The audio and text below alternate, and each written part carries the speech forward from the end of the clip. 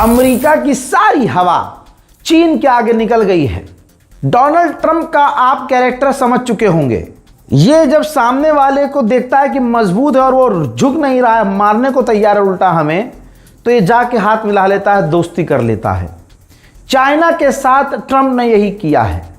Taiwan को भड़काया, सालों तक ताइवान को हथियार दिया, ताइवान को सपोर्ट किया और ताइवान को खूब भड़काया अमेरिका ने कि आप लड़ो, हम आपके साथ हैं, हम आपका साथ देंगे। और इधर ईरान ने आकर पेल दिया अमेरिका को, तो अमेरिका कमज़ोर हो गया। तो अमेरिका को ये क्लियर हो गया कि अब हम ताइवान की मदद नहीं कर सकते और चाइना के ख़िलाफ़ हमने जो बोला है उसको अब साफ कैसे किया जाए। अगर चाइना ने हमें नुकसान पहुंचाना शुरू कर दिया तो हम क्या करेंगे। तो ये गुलाबी सूअर पहुंच गया चीन। अब रिपोर्ट ये है, कई तरह की बात हो, चाइना में बहुत कुछ हुआ है। ट्रंप के जाने से चाइना के अंदर बहुत सारी चीज़ें हुई हैं।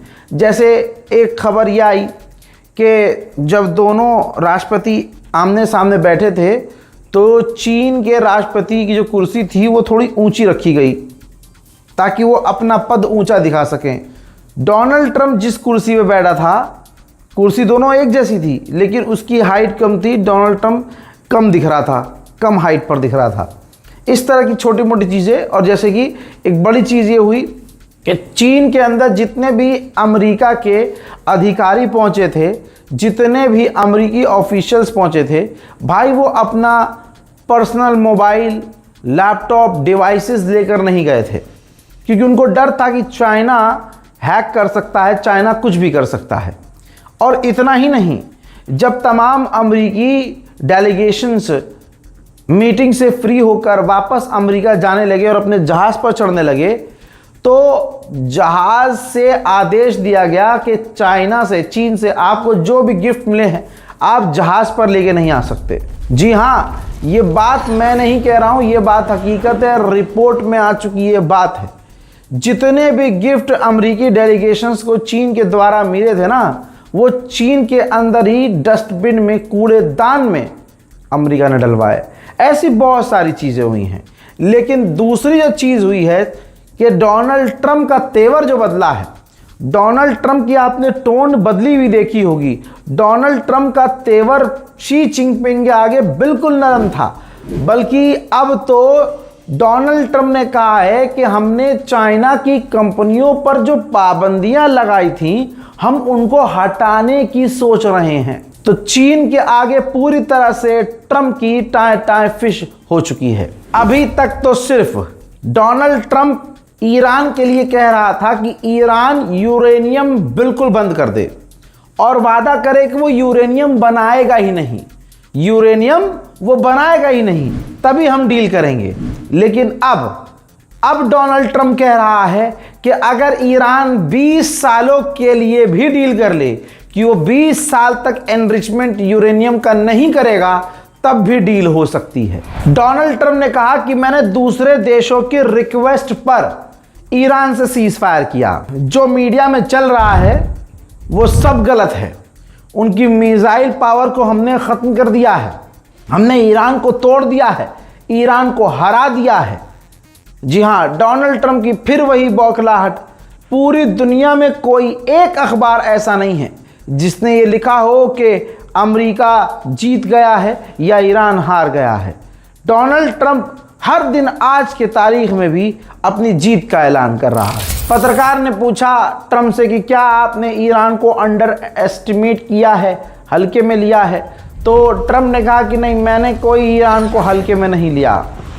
हम साफ जानते हैं और इस बात को मानते हैं कि मैं अगर चाहूँ तो ईरान को एक दिन में मिटा सकता हूँ, ईरान के एक दिन में ब्रिज उड़ा सकता हूँ, उसका एनर्जी इंफ्रास्ट्रक्चर उड़ा सकता हूँ। बला बला बला सारी बातें फिर से डोनाल्ड ट्रंप ने उगलना शुरू की। फिर से वही स्थिति हो रही है कि डोनाल्ड ट्रंप ईरान के खिलाफ जहर उगल रहा है और ईरान पलट के कुछ कहेगा और कर देगा तो फिर ये सीज फायर करने की मांग करेगा। अमेरिका का खेल आप ये भी समझ लीजिए।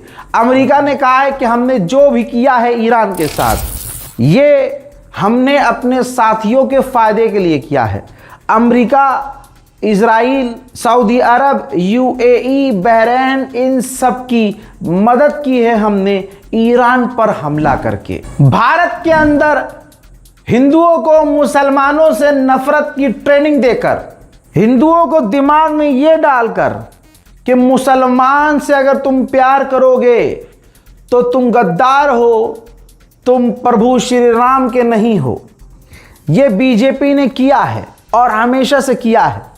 लेकिन अरब देश जब पहुंचते हैं, जिसका जिक्र मैं अक्सर करता हूं, जब मोदी अरब जाते हैं, अरब देश में जाते हैं, तो अपनी छाती ऐसे उठाकर निकालकर दोनों हाथ पहले से ही बत्तख की तरफ फैलाकर पहुंच जाते हैं। ये वीडियो देखिए, खुद मोदी ने शेयर किया है। तमाम हिंदू समुदाय अपनी आंखों को फाड़ कर देख लें और हिंदू संगठन अपनी औकात को अपनी आंखों से देखें। ये वो आदमी है जिसे तुम अपना बाप मानते हो, इसी के लोग, इसी की सरकार, इसी के चाहने वाले राइट विंग वाले भारत के अंदर मुसलमानों के खिलाफ नफरत फैलाते हैं और उनका काम ही नफरत फैलाना है। लेकिन ये देखिए भाई, बिन जायद से जब यूएई के प्रधानमंत्री से जब मोदी मिले तो भाई 8-10 कदम पहले ही मोदी ने अपने पर खोल दिए और फड़फड़ाते हुए जाकर यूएई के जो प्रधानमंत्री है उनसे मिले।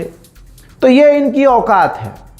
अब कोई इनसे पूछे कि तुम और तुम्हारे लोग भारत के मुसलमानों से, अपने ही मुल्क के मुसलमानों से नफरत कर रहे हो और विदेशी मुसलमानों से छाती जाकर मिला रहे हो। वाह, इसी आदमी का तो डायलॉग था ना, हिपोक्रेसी की भी सीमा होती है।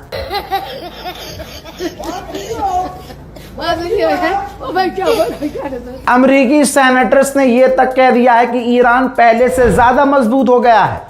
उन्होंने पूरा स्ट्रेट ऑफ हॉर्मुज, ईरान ने पूरा स्ट्रेट ऑफ हॉर्मुज मिलिटराइज कर दिया है, मिलिट्री तैनात कर दी है और वो चप्पे चप्पे पर नजर रख रहे हैं। उधर ईरान ने साफ कर दिया है कि बातचीत अगर हमसे करनी है तो बातचीत करने के लिए भी अमेरिका को हमारी कुछ शर्तें माननी होंगी, और अगर हमारी शर्त नहीं मानता है, बातचीत करने के लिए भी अगर अमेरिका शर्त नहीं मानता है तो बात नहीं होगी। उधर ईरान की जंग पर चीन ने ईरान का साथ देते हुए कहा कि ईरान की जंग कभी शुरू ही नहीं होनी चाहिए थी। ये कोई जंग नहीं थी, ये जंग का माहौल नहीं था, ये जंग की कोई वजह नहीं थी और ये जंग दोबारा कंटिन्यू होनी ही नहीं चाहिए। हजरात, फ्रांस का एयरक्राफ्ट कैरियर अरेबियन सी तक पहुंच चुका है। सबूत देखिए, अरेबियन सी में फ्रांस का एयरक्राफ्ट कैरियर।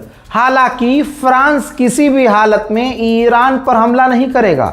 इमैनुअल मैक्रोन ने अपनी स्थिति क्लियर की है कई बार कि वो ईरान पर हमला नहीं करेंगे, ईरान के खिलाफ एक्शन नहीं लेंगे, इस जंग में नहीं कूदेंगे।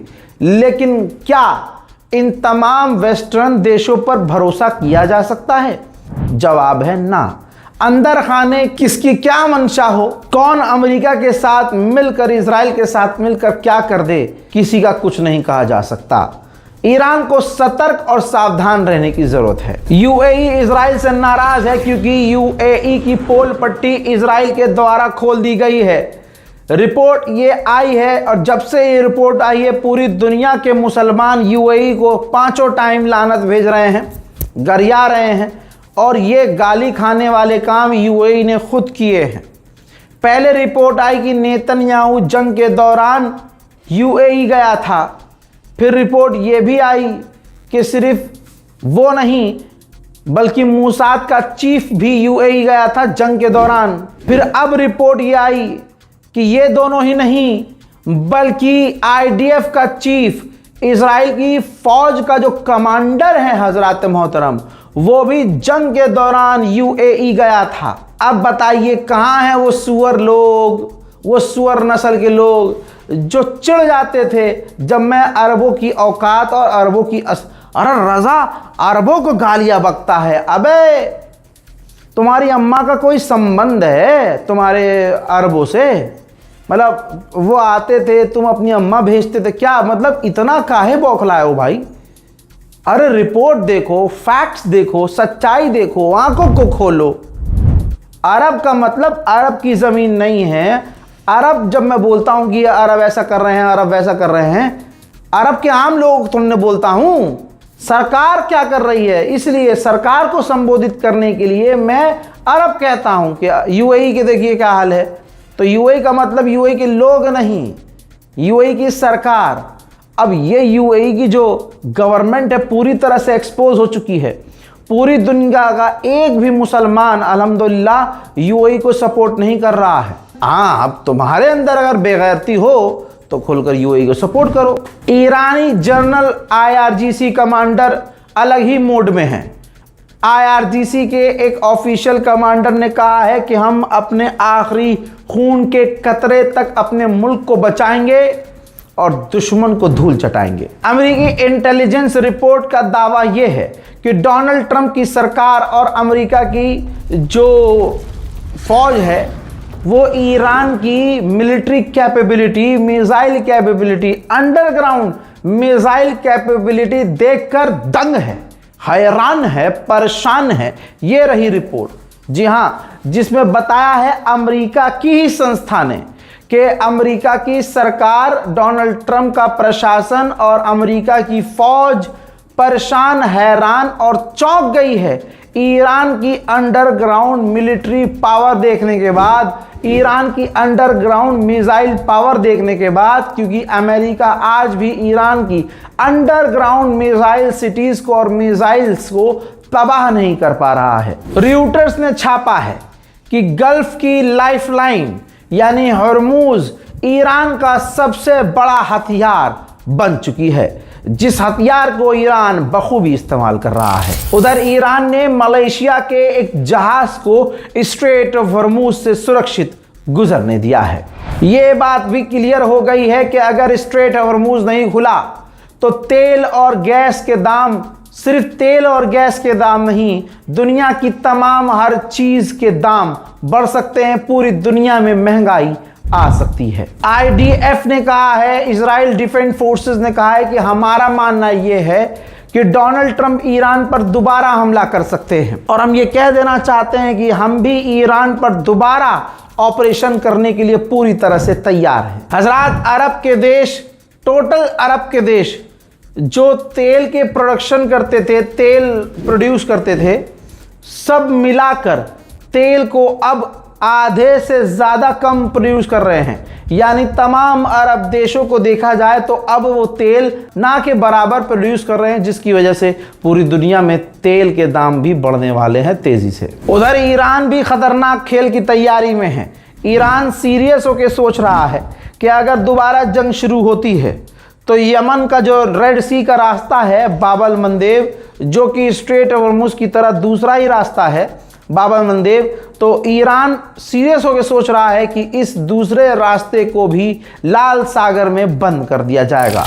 पहले पूरी दुनिया चीन को कॉपी कैट कहती थी, आज ईरान के हथियार ऐसे हैं कि सारी दुनिया ईरान के हथियारों को कॉपी कर रही है। ईरान का शाहिद 136 ड्रोन पहले रशिया ने कॉपी किया, फिर चीन ने कॉपी किया, फिर अमेरिका ने कॉपी किया और आज आप हैरत करेंगे यूएई ने, दुबई ने ईरान के शाहिद 136 ड्रोन को कॉपी किया और उसका सफलतापूर्वक परीक्षण किया। उधर आदत से मजबूर इजराइल ने एक बार फिर से लेबनान पर हमले किए हैं।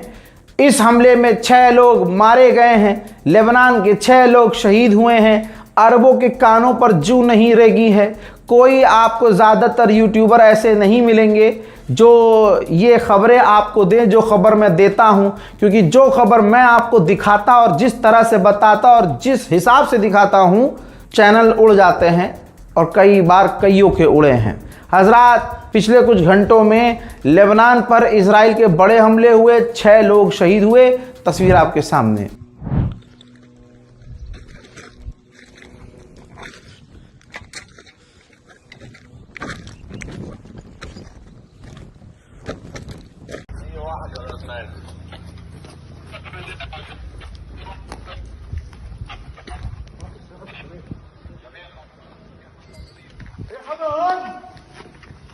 في حدث أمامي، في حدث أمامي كامل في حركة تحت. في حدث أمامي. उधर हिजबुल्लाह भी जवाबी कार्रवाई कर रहा है।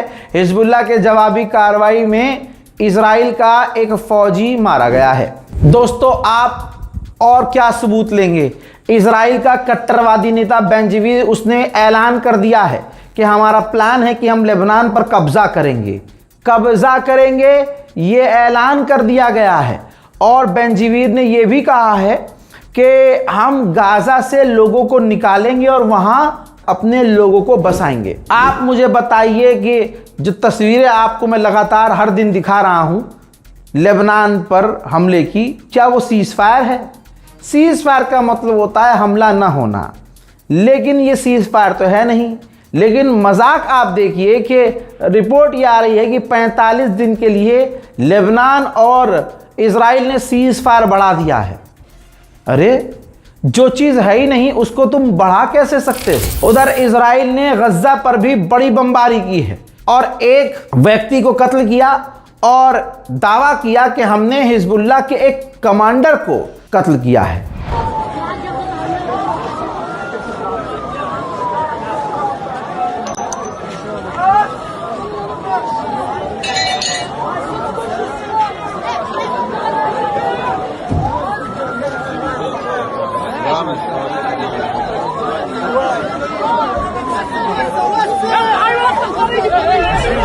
जिन हिंदुओं को लगता है कि ये जो इजरायली हैं तुम्हारे सगे होंगे, याद रखिएगा, मेरी इस वीडियो को सेव कर लीजिएगा। ये किसी के सगे नहीं हैं, ये हर मजहब का अपमान करते हैं। ज़रा इस वीडियो को देख लीजिए दोस्तों, पूरी दुनिया थूक रही है इजरायलियों पर। ये देखिए, चर्च के आगे जो दूसरे धर्म का धर्मस्थल है उसके आगे ये यहूदी थूक कर जा रहे हैं। शायद यही वजह है कि इजरायलियों से इंस्पायर होकर भारत का एक समुदाय मस्जिद के आगे थूकता है, मस्जिद के आगे जाकर तीर वाले इशारे करता है, मस्जिद पर झंडा लहराता है। मेरे दोस्तों, न्यूयॉर्क टाइम्स सबसे बड़ा अखबार माना जाता है, बड़े अखबारों में आता है। न्यूयॉर्क टाइम्स ने इजराइल को एक्सपोज करते हुए लिख दिया कि इजराइल की फौज, इजराइल की सरकार फिलिस्तीनी कैदियों का बलात्कार पा रही है। जी हाँ, इतना बड़ा खुलासा जो खुद फिलिस्तीनी पहले कहते थे, जब न्यूयॉर्क टाइम्स ने छाप दिया तो इजराइल पूरी तरह से एक्सपोज हो गया। बौखलाहट में आकर इजराइल की सरकार ने न्यूयॉर्क टाइम्स अखबार पर केस कर दिया। स्पेन के पीएम ने इजराइल का विरोध करते हुए कहा है कि यूरोविजन जो होने वाला है हम उसका विरोध करेंगे, क्योंकि इजराइल फिलिस्तीन और गाजा पर अभी भी हमले कर रहा है। भारत की क्या बात करें, जो समुदाय मुसलमानों पर जिस जिस तरह का इल्ज़ाम लगाता आया है, वो समुदाय खुद अपने गरीबान में झांक नहीं पा रहा है क्योंकि सड़ा हुआ है। ज़रा देखिए, ये जो आपको व्यक्ति नज़र आ रहा है, ये महिमा प्रकाश नाम का हिंदू व्यक्ति है। इसने 72 साल की बुजुर्ग महिला की इज्जत को लूटा है। घटना जशपुर की है, जहां आरोपी जबरन महिला के घर में घुसा, विरोध करने पर पहले मारपीट की, फिर इज्जत 72 साल की बूढ़ी औरत की लूटी। ऐसी घटना समाज के लिए शर्मनाक है। अपराधियों के हौसले किस कदर बढ़ गए हैं। आप मोदी, आप रामराज देखिए, मोदी का काल देखिए कि बूढ़े तक सेफ नहीं है, बच्चियां छोड़ दीजिए। अरे भाई, घर के अंदर घुसकर इज्जत लूट ली जा रही है। ये योगी राज है, मोदी राज है। हिंदुओं पे क्या ही असर पड़ेगा। उन्होंने खुद मोदी को इतना सपोर्ट किया है कि आज उनके माँ बहनों के साथ कुछ भी हो जा रहा है, यहाँ तक कि अब बुजुर्गों के साथ कुछ भी हो जा रहा है। बेचारे हिंदू बोल नहीं पा रहे हैं, इनकी तकलीफ को हम समझ रहे हैं। महंगाई की मार सारी दुनिया पर है, लेकिन हमारे यहाँ ड्रामा अलग लेवल का है। मोदी जी कह देंगे कि गोबर जो है, गोबर की खुशबू से, गोबर की बू से हमारे अंदर के बैक्टीरिया मरते हैं ना। यकीन कीजिए, तुरंत जितने भजपिल्ले हैं सड़कों पे कैमरा लेकर, कैमरे वालों को लेकर उतरेंगे, रील बनवाएंगे और गोबर खा कर दिखाएंगे। कह रहे मोदी जी आप सूंघने को कहते हैं, हम खा के दिखाएंगे यार। Modi ji I love you. अब ये देखिए, ये पूरे हिंदुस्तान में चल रहा है ये फ्रॉड। ये देखिए, फ्यूल बचाने की पहल में खाकी भी शामिल। जयपुर पुलिस ने साइकिल से गश्त की शुरुआत की है। साइकिल से? अरे किसी ने गोली मार दी किसी को, किसी ने चोरी करके मतलब झपट्टा मारकर दौड़ लगा दी, तो ये जयपुर की पुलिस साइकिल से उसको पीछा करेगी। साइकिल से? आप खेल देख रहे हैं? क्या हो गया भाई, चल क्या रहा है? अब अखिलेश यादव यहाँ कह देंगे कि भैया देखा आखिर में साइकिल ही काम आ रही है, तो इस पर भी चिढ़ जाएंगे मोदी जी। मुसलमानों पर आतंकवादी होने का इल्जाम लगाया जाता है, लेकिन तमाम डेटा और रिकॉर्ड और खबरों के मुताबिक हिंदू समुदाय इस देश का सबसे बड़ा गद्दार निकलता है। हिंदू समुदाय के लोग इस देश में सबसे गद्दार निकल रहे हैं। माननीय अजीत डोभाल का बयान आप कई बार सुन चुके हैं कि पाकिस्तान की आईएसआई बहुत चालाक है, मुसलमानों को नहीं हिंदुओं को ज़्यादा वो हायर करती है। लीजिए एक और खबर देख लीजिए, और इस समुदाय का, जो समुदाय मुसलमानों को हिकारत से देखता है, उसकी असलियत और उसका घिनौनापन देख लीजिए। भाई एटीएस ने, शुक्र है हमारी एटीएस का भाई, एटीएस ने एक व्यक्ति को गिरफ्तार किया है जो पुणे के हॉस्पिटल को उड़ाने की तैयारी में था। महाराष्ट्र की एटीएस ने शिवाजी राठौर को नागपुर से गिरफ्तार किया है, जो उषा किरण अस्पताल को उड़ाने की तैयारी में था। कमाल यह है कि गोदी मीडिया खामोश है और गोदी मीडिया एक्यूज लिख रहा है। हिंदू अखबार इसे एक्यूज लिख रहे हैं, जो अस्पताल को बम से उड़ाने की तैयारी में था। और हमारे एटीएस ने गिरफ्तार किया है, जो टेरर ऑर्गेनाइजेशन पर नजर रखती है एटीएस। समझ रहे हो आप? तो आप देखिए कि महाराष्ट्र एटीएस ने गिरफ्तार किया है। तमाम गोदी मीडिया में खामोशी है, क्योंकि ये हिंदू है। मुसलमान होता तो भाई साहब 4-4 घंटे की डिबेट होती। जितने भी ये गोदी मीडिया के एंकर्स हैं उस पर नफरत फैलाते, बिल्डोजर चलाने की मांग करते। जो व्यक्ति पकड़ा गया है, अगर वो मुसलमान होता तो उसकी 7 पुश्तें खोल दी जाती कि फलाने के पास ये है, फलाना ये है, बाप ये करता था, अम्मा ये करती है। लेकिन यहाँ पर हिंदू है ना, तो हिंदू अगर आतंकवादी हो तो उसे आतंकवादी नहीं लिखा जाएगा। गोदी मीडिया की पूरी कोशिश थी, बेचारे गोदी मीडिया के एंकर्स के मुंह के पास केक आया, लेकिन साले केक नहीं खा पाए ये हराम की नस्ल। जरा नीट एग्जाम जो कैंसिल हुआ है उसका ये पूरा गिरोह देख लीजिए। प्रोफेसर कुलकर्णी, 7 एक्यूज गिरफ्तार हुए हैं। मंगीलाल बिनवाल, दिनेश बिनवाल, विकास बिनवाल, शुभंकर केरनार, यश यादव हरियाणा से, और धनंजय लोखंडे महाराष्ट्र से, मनीषा महाराष्ट्र से। आप ये सब देख लीजिए ध्यान से। प्रोफेसर कुलकर्णी भी है इसमें शामिल। पूरा ग्राफिक्स मैंने आपको दिखा दिया है, और ये खुद हमारी अथॉरिटी ने, हमारी गवर्नमेंट ऑफिशियल ने, देश की कानूनी प्रक्रिया करने वाली संस्था है, उन्होंने जानकारी दी है कि इसमें ये तमाम नीट एग्ज़ाम लीक करने वाले, नीट एग्ज़ाम को बेकार करने वाले, क्वेश्चन पेपर लीक करने वाले लोगों में ये गिरोह शामिल है। गोदी मीडिया ने, आपने देखा, गटक लिए पूरी खबर, शांति है एकदम, चीख चिल्ला नहीं रहे हैं, क्योंकि यहाँ हिंदू मुस्लिम एंगल नहीं है। अगर इन 5-6 आरोपियों में अगर एक मुसलमान भी होता, चाहे उस मुसलमान का काम सिर्फ इतना था, उसका सिर्फ इतना क्राइम होता कि उसने क्वेश्चन पेपर यहाँ से लिया और कहीं और जाकर ड्रॉप कर दिया, लीक उसने नहीं किया, उसको पता भी ना होता कि भैया ये जो पैकेट मुझे दिया गया है प्रोफेसर साहब के द्वारा, इसके अंदर क्वेश्चन पेपर है, लेकिन उसका नाम अगर आ जाता तो इस तरह से गोदी मीडिया और हिंदू समुदाय चीखता कि जैसे उस मुसलमान ने ही क्वेश्चन पेपर लीक किया है। लेकिन यहाँ पर हिंदू समुदाय को बड़ा झटका लगा, हिंदुओं को ज़्यादा झटका लगा, उनको तकलीफ यही तो ज़्यादा हो रही है कि शिट यार, एक और हिंदू मुसलमान करने का मौका। गोदी मीडिया चीखता, देखिए ये है नीट जिहाद, इस तरह से हिंदुओं को नुकसान पहुंचा रहा है इस्लाम और इस्लामिक जिहाद। ये करने का मौका नहीं मिला गोदी मीडिया को। मोहतरम हजरात, फिलहाल के इस अपडेट में इतना ही। रिपोर्ट को शेयर करना मत भूलिएगा, चैनल को सब्सक्राइब कीजिए, दुआओं में याद रखिए। जय हिंद।